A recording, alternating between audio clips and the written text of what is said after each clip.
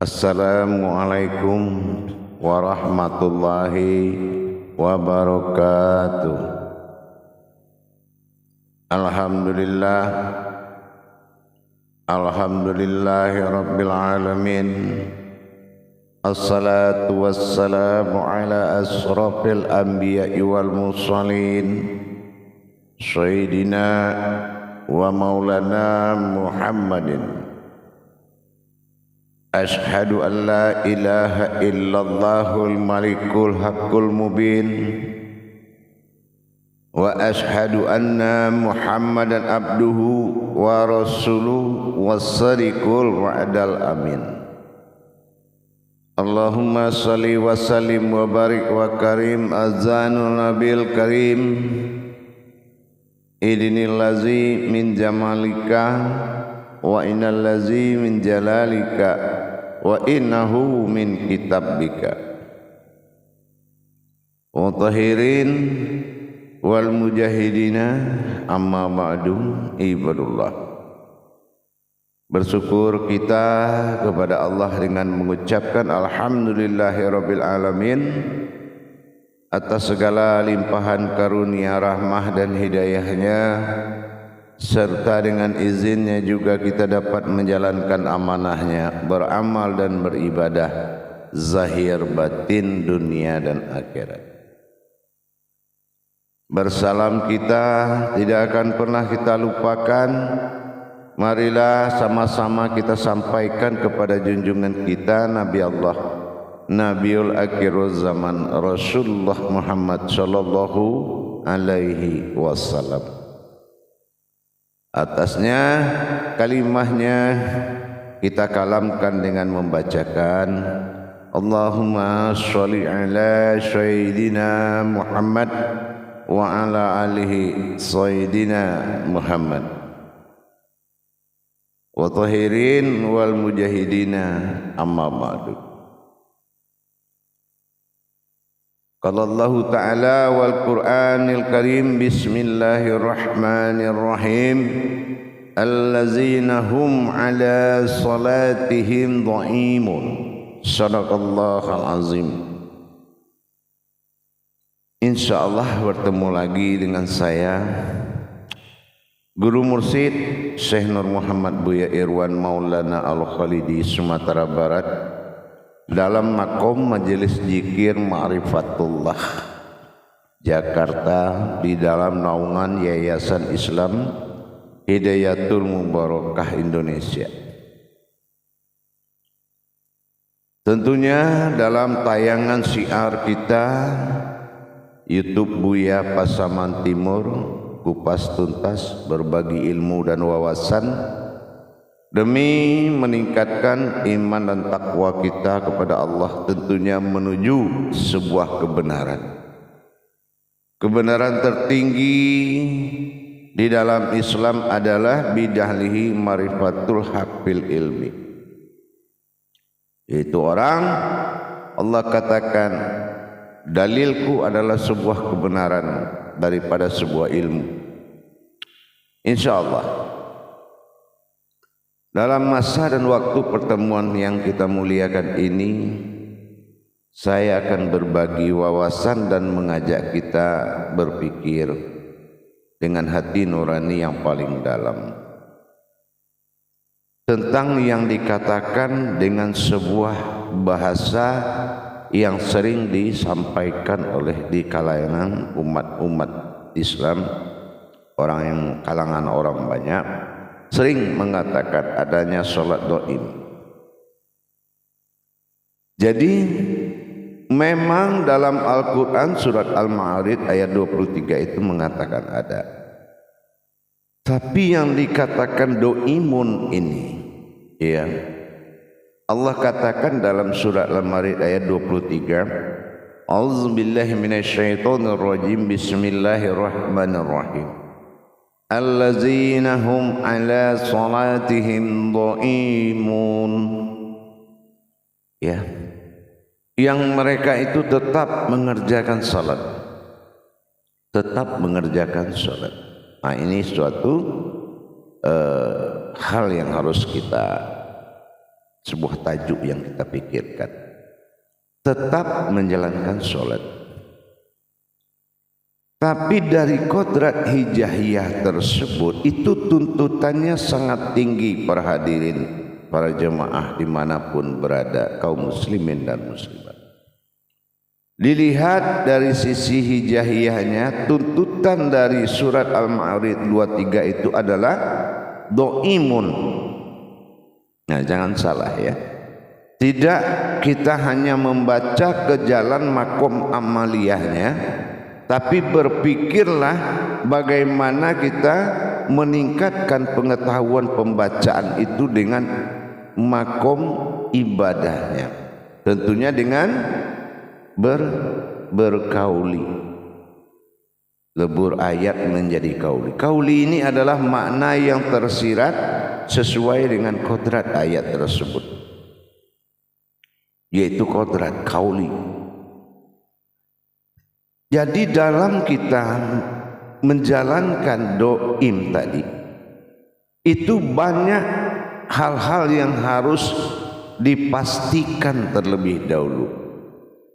Dikatakan sebuah do'im atau salat do'im itu setelah terjadi hubungan batin. Hubungan batin yang tidak terputus antara kodrat umat dengan kodrat Tuhan. Hubungan batin yang tidak terputus 24 jam. Hatinya bukan menggugurkan solat yang beribadah 5 waktu, dan bukan berkepanjangan dalam ibadah tawaf, tetapi berkekalan dengan batin. Tentunya kapasitas dan kualitas diri yang memiliki itu harus memenuhi syarat. Kalau kualitas dirinya masih di bawah kodrat kemuliaan, itu sudah pasti tidak bisa. Apalagi di bawah kodrat makhluk-makhluk seperti hewan dan lain-lain.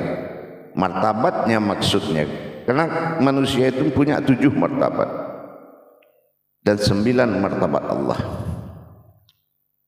Proses do'im ini adalah proses batin, bukan proses ibadah tertinggi, tetapi proses batin yang mana berkekalan seorang umat dengan Tuhannya, sehingga Allah memuliakan dia dalam wujud sholat. Kemanapun dia pergi, Allah melihat dia betul-betul sholat kepadanya, atau dikatakan solahu do'im. Sholat yang dimaksud itu solahu do'im, bukan menghentikan 5 waktu terus kita nggak sholat. Solahu do'im itu solahu berhubungan dengan aku, do'im dengan perbuatan batin, do'imun. Un itu adalah kasroh domahu, do'imun. Jadi bagaimana, mana yang bisa berhubungan batin 24 jam? Inilah yang akan menjadi taufik pembahasan, bahwasanya kalau belum bisa Allah bermakom di kolbimu untuk menyaksikan syarat-syarat kebatinan Allah, syarat-syarat kodrat batin tersebut, maka kita akan mengalami benturan, yaitu kesulitan. Jadi dalam rangka kita menjalankan marwah batin ini, tentunya kita harus mengkaji pusat batin tertinggi dulu. Pusat batin tertinggi itu ada 4. Asal usul semua jadi, zat jadi, dan nur jadi, hayat dan kodrat jadi. Apa 4 itu? Napas, tanapas, ampas, nufus. Batin Allah yang 4 ini harus aktif. di dalam alam sirnya dengan kodrat sirnya, bukan kodrat sifat. Karena empat ini bisa mendatangkan dua perjalanan. Ada yang dikatakan dengan kodrat sifat, ada yang dikatakan dengan sir. Nah, ini kodratnya apa? Kita harus bisa mendapatkan marwah, ya. Kita harus bisa mendapatkan marwah kodrat hidupnya, yaitu sirul asrar. Apa yang dikatakan sirul asrar adalah kodrat rahasia yang bermakom kepada rasa, berkodrat kepada Muhammad awal jadi. Tidak boleh pakai kodrat lain. Mana kodrat Muhammad pada diri? Kodratnya ini yang dikatakan dengan perbuatan ibadahnya. Tingkat perbuatan ibadahnya sudah tingkat perbuatan Rasulullah Muhammad. Baik dalam pandangan, baik dalam gerakan, baik dalam batin, baik tajalli sirnya, itu kodratnya harus kodrat Rasulullah atau Muhammad. Inilah kodratnya kita cari. Nah, yang kedua, batin Allah ini harus bersifat di dalam diri kita. Yang empat itu, napas tanapas ampas numpus, dia harus bersifat. Arti bersifatnya apa? Dia harus bertajali dalam sifat ghaibul khuyub. Ghaibul khuyub ini masuk untuk menuju alam nyata. Kalau dia tetap di alam sir, yang empat tidak bertajali kepada sifat, bagaimana Allah bersifat? Nah itu, jadi membutuhkan proses bersifat. Makanya kodrat napas dengan yang bernapas ini harus pasti. Napas adalah kodrat diri, batin dan rohani. Tapi kalau bernapas itu kehidupan, kodratnya itu adalah usia, memiliki takdir, memiliki kehidupan. Pasangannya tubuh dengan ruh. Itu pun sudah dikatakan dengan masna, hanya sebuah nama, beda manusia dengan hewan. Tapi kalau untuk menetapkan kodrat batin bersifat, kita harus mencapai dulu sebuah makom bernama ma'ul hayat.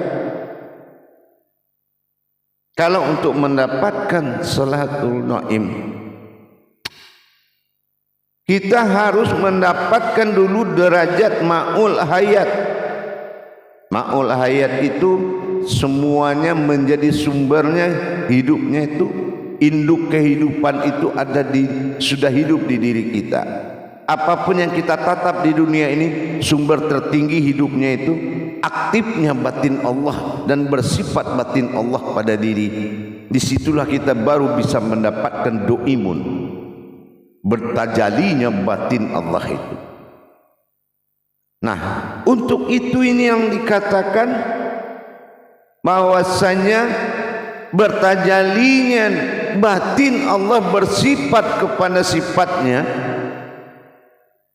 dan kita harus memenuhi beberapa hal, yaitu kelengkapan daripada pengisian tajalinya batin yang empat menuju bersifat kepada makom sifat yang empat. Napas dan napas ampas nupus itu dia keluar dan dia menuju sebuah makom batin, dan itu harus ditajalikan. Kenapa? Tidak ada yang 24 jam yang bisa mendirikan hubungan batin dengan Allah kecuali batin Allah itu dengan wujudnya sendiri. Di dalam pensaksian mata batin kita, Pertama dia selesaikan dulu bagaimana tajalinya dari diri napas yang dikatakan sir asrar, dari makom sir menuju makom sifat. Ini harus jelas dulu tajalinya. 4 di luar harus jelas cara masuknya 4 ke dalam diri, menjadi bersifat pada diri. Nah, ini yang dikatakan ghaibul wujub tadi. Ghaibul wujub itu betul-betul dia mendapatkan kenyataan, dikaji dengan nyata, jangan asrar terus. Harus ada kenyataan dan nyatanya. Ini hubungan batin. Ingat, solahu daim. Solahu aku doim itu berhubungan batin.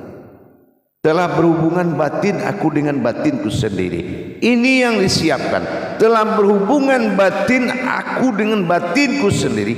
Ini yang disiapkan. Bukan mudah doim itu. Nah, terus yang kedua, kaedah dari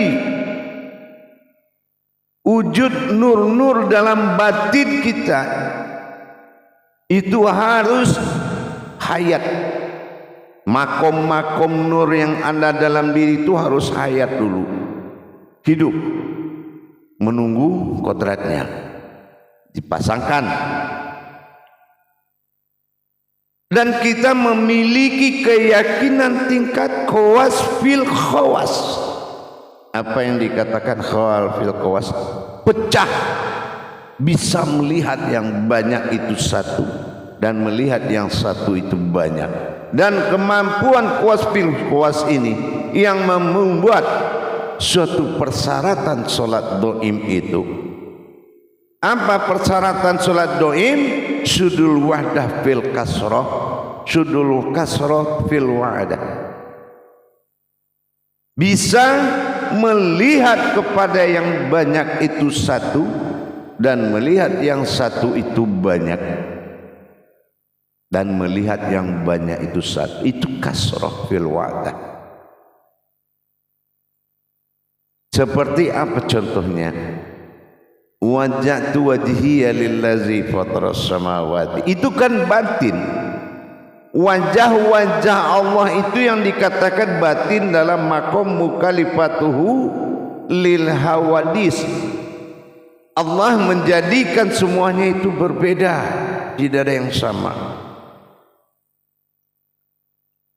Nah itu ya, yang ada kemampuan kita di situ. Mana batin yang Allah katakan hijrah tadi 4 tadi, kemana batin itu hijrah, dan di mana dia bisa menyaksikan dirinya, batinnya. Ini yang dikatakan kawas fil kawas tadi, pecah wajah itu. Ini satu contoh. Yang kedua, ibaratnya yang dikatakan dengan menuju makom sudul hak itu, yaitu sudul wahdah fil kasrati, sudul kasrati fil wahdah. Jadi seperti alif contohnya. Alif itu dia satu, iya, tapi 28 huruf ada di dalam alif itu. Dan dia keluar dari samping dan berbentuk terus bertajali alif ini dan berkalam, dia menjadi kalamullah Al-Quran. Hanya alif yang berkalam. Tapi pernah enggak kita berpikir kalau ayat itu keluar dari samping? Makanya kita menulis Arab itu ke kiri.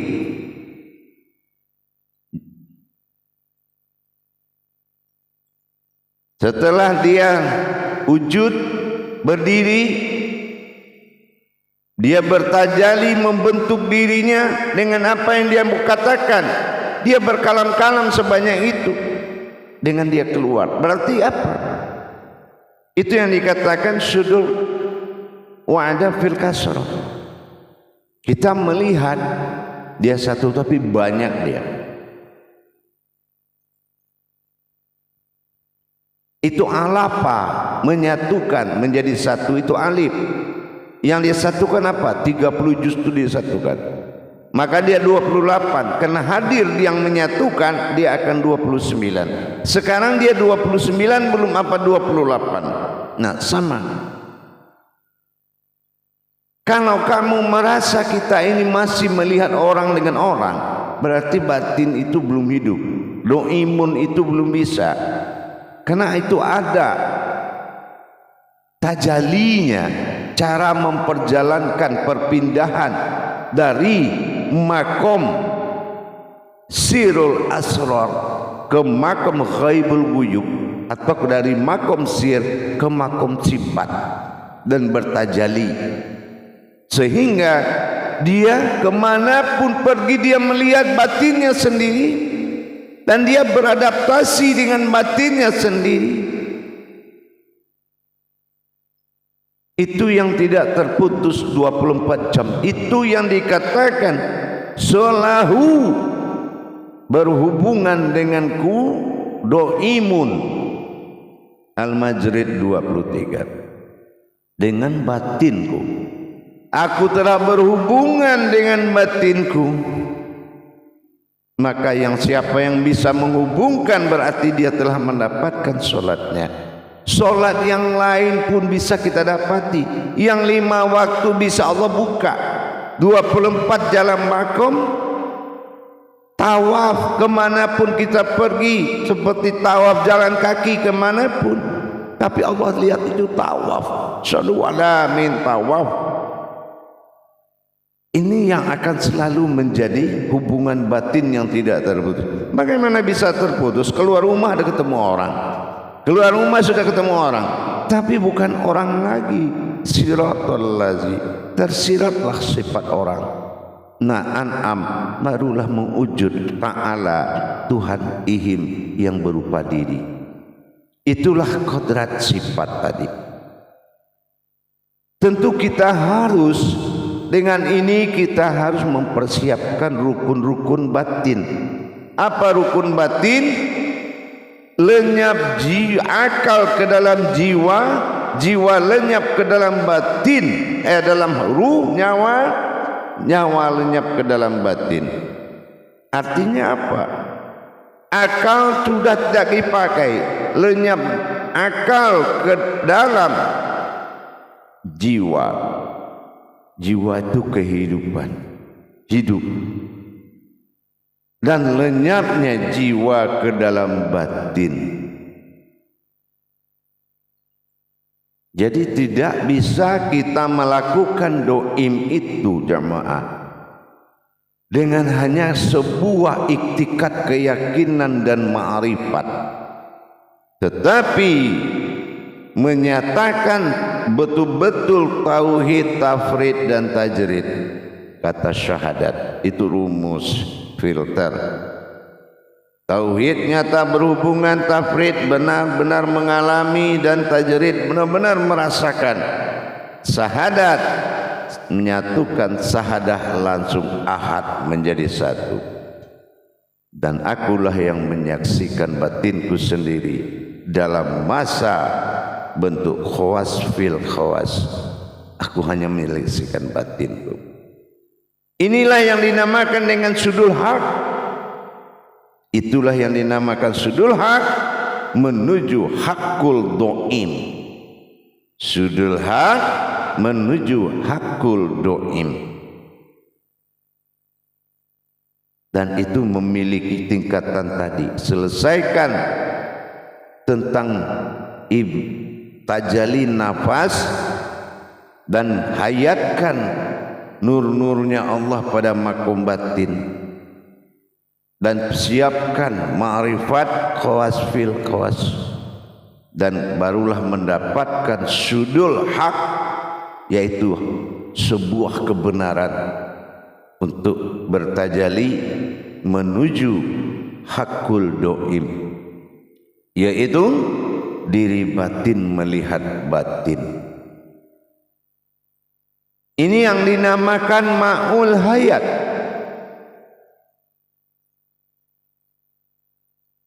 Kita akan melihat bagaimana kodrat-kodrat aras di dalam diri kita untuk melihat arasnya Allah. Bisa kita mendapatkan ma'ul hayatnya qudsi Allah untuk melihat qudsinya Allah. Tembus penglihatan dari sirrul asrar menuju ghaibul ghuyub, yaitu kenyataan yang awalnya tidak terlihat. Ini tajalli batin, inilah doim. Dan tidak ada yang mampu menghentikan tajalli batin itu. Karena ini adalah kenyataan yang benar-benar nyata. Makanya dengan adanya kita mendapatkan marwah napas, bukan marwah sebuah yang bernapas. Ingat, naf itu diri dijadikan oleh Allah untuk memisahkan kodrat kehewanan, kodrat makhluk di diri kita dengan berdirinya diri batinnya Allah naf. Baik itu bersifat napas, baik itu ampas nufus, baik itu nafsihi nafsahu, baik itu nafsiyah. Semua diri-diri itu menghindarkan kamu, Allah selamatkan kamu dari derajat makhluk yang dimaksud seperti di luar kodrat manusia. Ada hubungan batin, itulah naf. Nah itu akufa, itu batin dalam hukum hijaiyah. Jadi batinku, diri batinku, banyak diri-diri batin. Karena Allah bukan diri, maka dia bikin diri yang banyak. Man arafa nafsahu qiyamuhu bin nafsihi. Luar biasa insyaallah, subhanallah. Alhamdulillah, mudah-mudahan kalau yang ingin melanjutkan ke tingkat hijrah dan mentajalikan bagaimana doimun, insyaallah kita berbagi ilmu. Silakan menghubungi nomor telepon yang ada di layar deskripsi YouTube Buya Pasaman Timur yang beralamat di Jakarta, Indonesia. Mudah-mudahan kita akan belajar dan mendapat tuntunan seminggu sekali dalam grup-grup jamaah belajar. Tapi ingat, tidak ada yang hebat, tidak ada yang hebat, tidak ada guru yang hebat, tapi kita berusaha belajar mendapatkan sebuah marwah dari Allah dengan keikhlasan bersama-sama. Ingat, kita bersamalah baru bisa mendapatkan. Umat Muhammad itu berjamaah. Mudah-mudahan bermanfaat. Dan bagi yang ingin melanjutkan tuntunan, silakan hubungi nomor telepon di layar deskripsi YouTube Buya Pasaman Timur. Insyaallah kita akan selalu berbagi kelebihan, bukan untuk merendahkan orang. Karena tidak ada yang tidak wujud dalam diri manusia. Semuanya wujud dan mewujud. InsyaAllah. Mudah-mudahan bermanfaat. Demikian untuk pengertian dan pemahamannya, agar kita benar-benar tidak menjadi orang yang mudah percaya kalau kita tidak bisa menyatakan sesuatu kebenaran.